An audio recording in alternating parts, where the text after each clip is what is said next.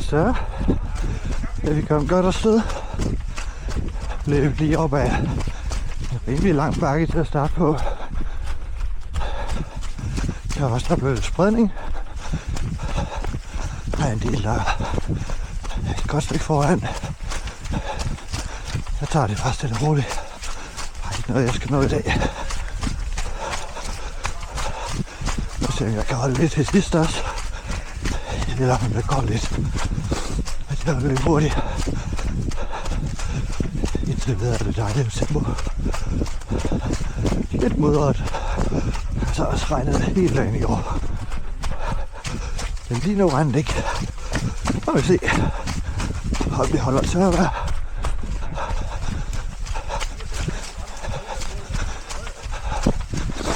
Jeg har min kasket på i dag. Så det skal nok blive godt. Og være lidt mudret. Og lidt overbakke. Vi kigger ind senere. Ja. Løbet 8. Stille og roligt.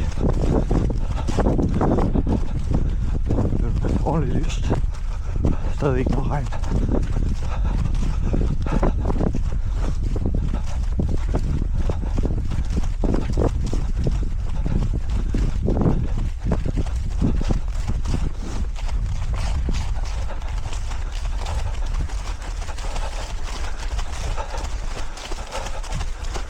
Første backyard er på lige under 5 minutter.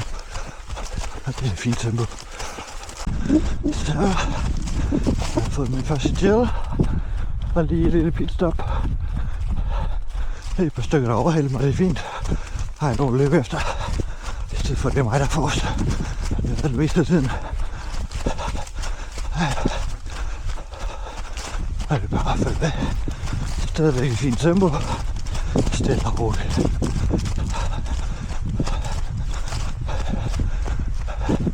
Fint roligt indtil videre.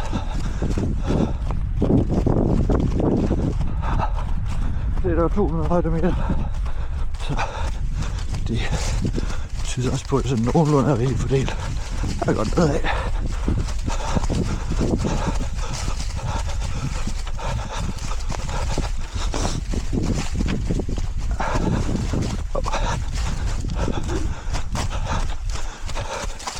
Ej, det er en mountainbike-tur. Så vi rører 2 backyards. Og nummer 2 blev løbet i 42 minutter. Så lidt langsommere. Der var også en del gode bakker på den, så der kan man farte lidt ned. Jeg ved ikke, om man bare er mere træt, eller de føles jo noget stejlere for alle jer, der gik også. Det lyder fornuftigt. Der er alligevel næsten 350 højdemeter indtil videre, så også 2 hårde backyards. Men ja, det skal være fint. 2 kilometer tilbage i første loop. Så har jeg rundet første runde. Og på vej her. Det var her vi startede. Så der er første runde lige lidt kortere. De næste 2 slinger.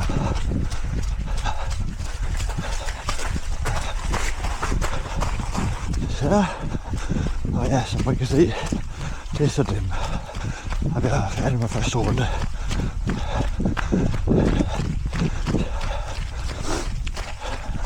Tjek alle dem, jeg løb med, de skulle i depot.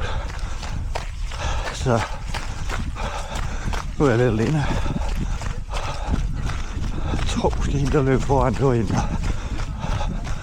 strække fra mig efter en 7 kilometer. Kunne nok også bare være et depot.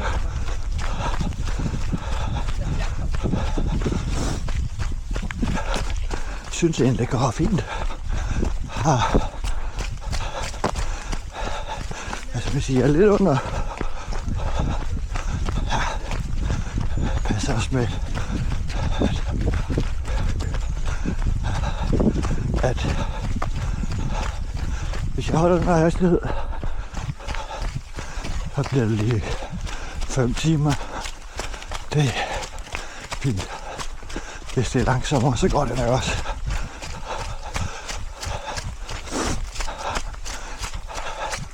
Men indtil videre synes jeg, at det er et fint tempo med, at jeg bliver presset lidt. Og så specielt her, når det lige går lidt om bakkerne, så er det lidt hårdt. Og jeg snakker selvfølgelig.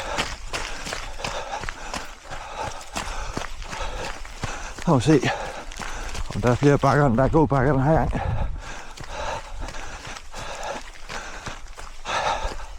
Jeg har hørt mange af dem, der var til sidst, jeg snakkede om. De bliver. Og jeg skal da også have Gen 2 på det der. Ja, jeg tror det er nok for den her gang. Ja. Mountainbikerne tager cykelstien, og løberne tager mountainbikesporet. Det er perfekt.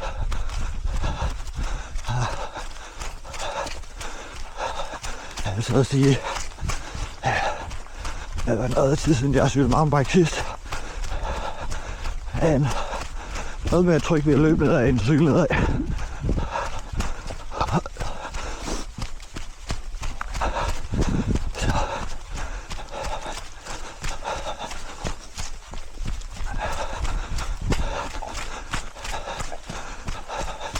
Det skal være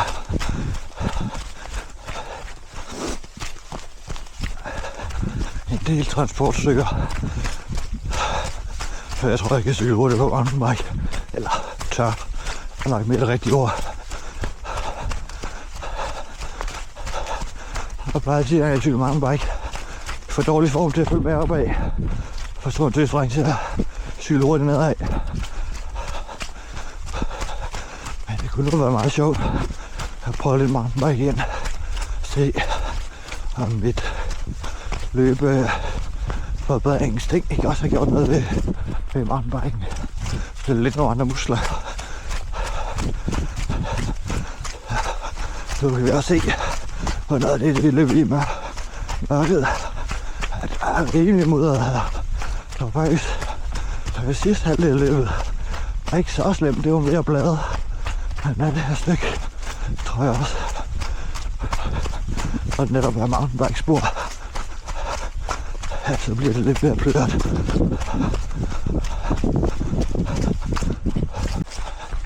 Så kom vi igennem 3. backyard.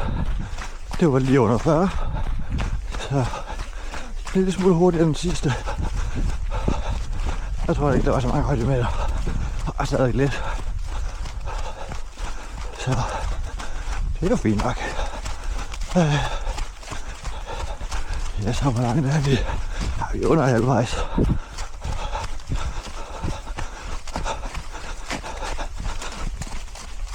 Ja.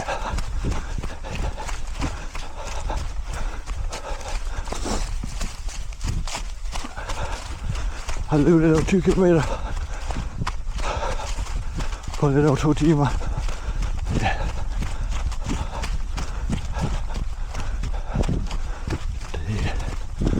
Det er nok meget fint.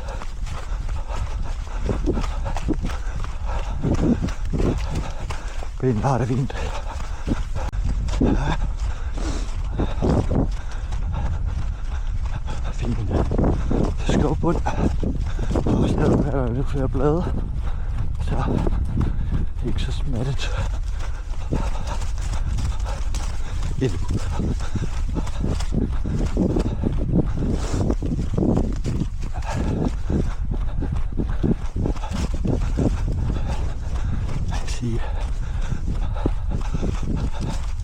Lige her skal jeg også kun løbe en gang mere.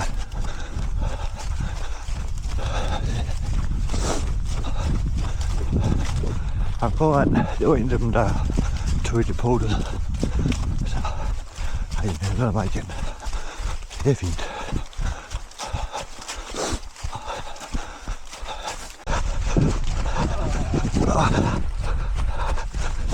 Går nedad. Ja, det gør jeg. Det er også kommet over halvvejs nu, det er helt glemt. Ja, altså jeg lige samler. Nå, okay. Ja.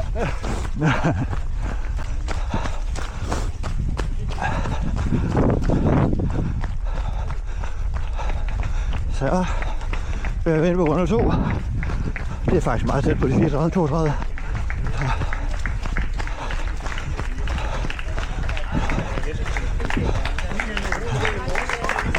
Så er lige i gang med jer.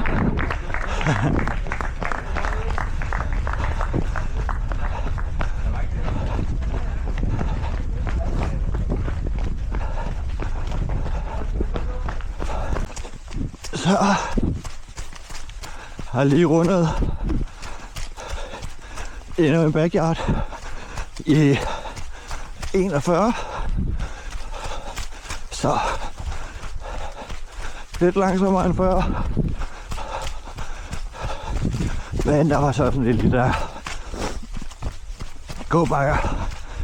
Og ja, den her, jeg har lige været forbi startbakken også. Den valgte jeg så også gå lidt på.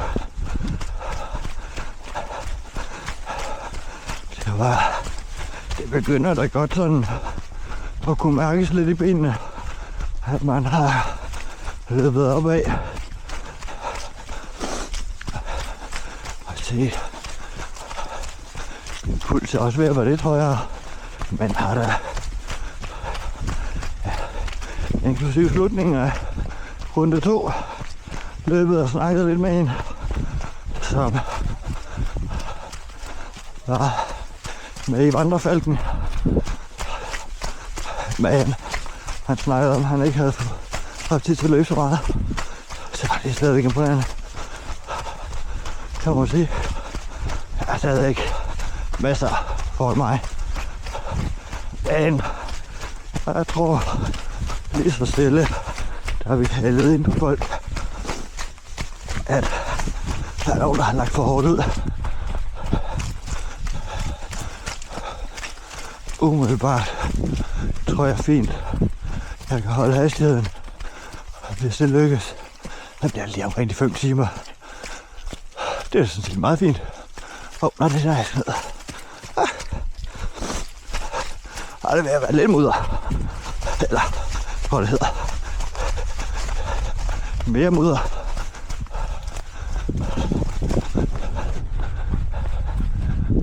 Der kommer lige der. Ja.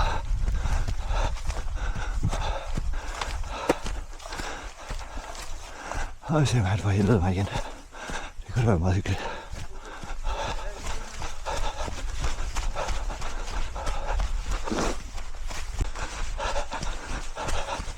Så er vi på et modstykke igen.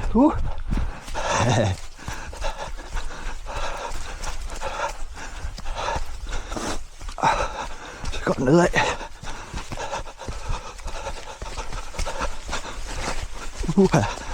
Lige hvad går galt.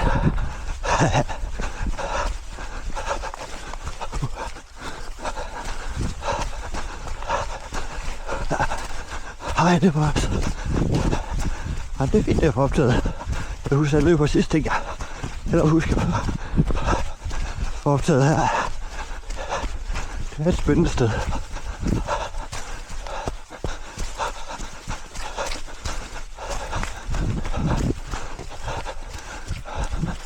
Det er lidt opad. Godt med mudder.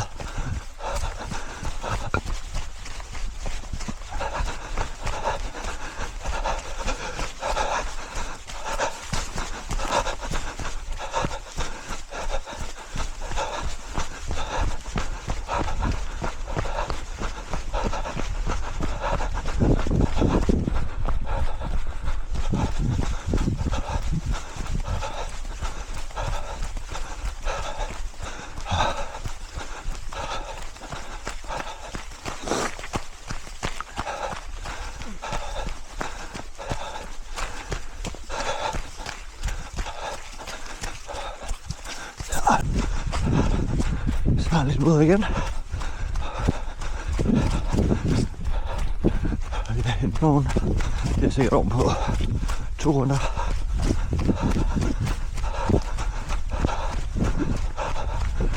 Hak, så går det af.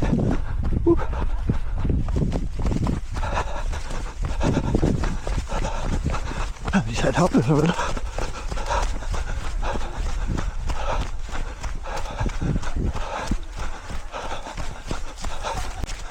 Så fik jeg en backyard mere.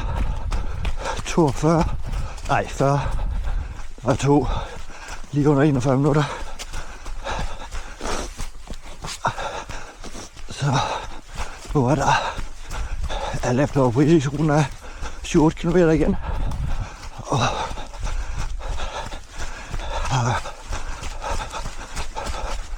nogle 50 minutter, 52, hvis jeg skal under 5 timer. Det burde være realistisk. Jeg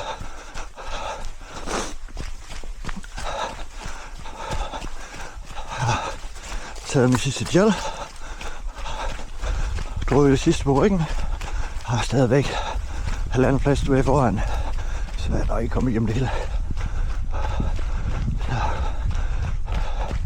Men vi mangler også de sværeste gåbakker til sidst. Så. Men det skal nok gå.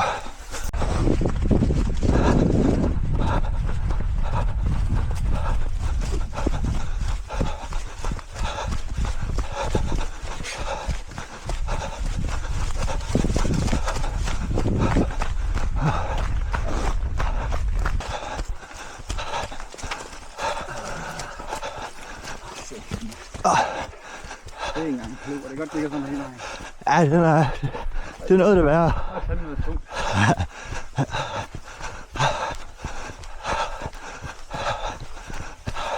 Hvad hedder du, om jeg må spørge? Jeg hedder Henrik. Hvem er dig? Jakob. Jakob. Ja, det er altid det der med lige at huske. Og så bagefter, når du så kigger på starten, eller hvem er nu lige, hvem er hvem. Og Jamen, jeg kan nok tro, at jeg går spole frem til dig, fordi vi har været lavet hinanden på alle 3 år. ja. Ved målplacering, ikke? Ja. Det var selv nogen stil. Det har jeg jo selv. Jeg er nok lidt i kraft til dig også. Jeg er selv god til også at holde stik. Ja. Jeg tror, vi får hjælpen hinanden. Lidt. Det tror jeg også, vi.